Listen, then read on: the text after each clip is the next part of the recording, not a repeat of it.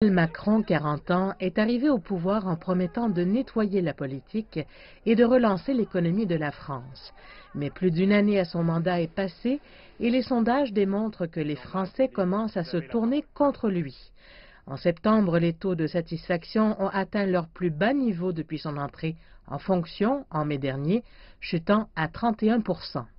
Emmanuel Macron a subi un coup politique majeur lorsque deux membres populaires de son cabinet ont démissionné en moins d'une semaine. Le ministre de l'Environnement, Nicolas Hulot, a remis sa démission en direct à la radio sans en informer le président au préalable, en raison de ce qu'il a qualifié avoir été une accumulation de déceptions. Nicolas Hulot était l'un des membres les plus respectés du cabinet auprès du public. Il a critiqué le président de ne pas avoir bougé assez vite sur des engagements environnementaux importants, tels que couper la dépendance de la France face à l'énergie nucléaire. Une semaine plus tard, la ministre des Sports, Laura Flessel, une championne populaire chargée de superviser les préparatifs des Jeux olympiques de 2024 à Paris, a également démissionné, cette fois pour raisons personnelles.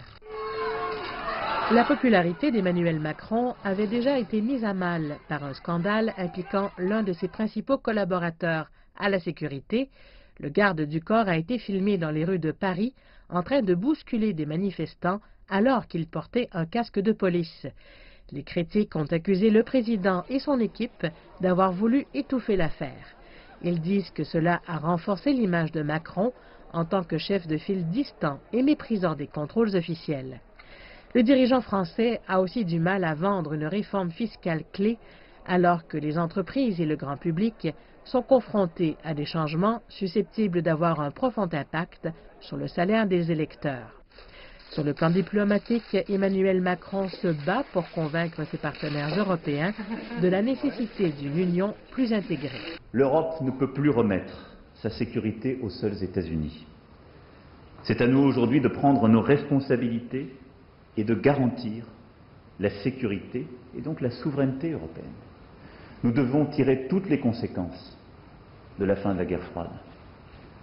Entre-temps, les efforts d'Emmanuel Macron pour établir une relation et gagner en influence avec le président américain Donald Trump ont donné peu de résultats concrets.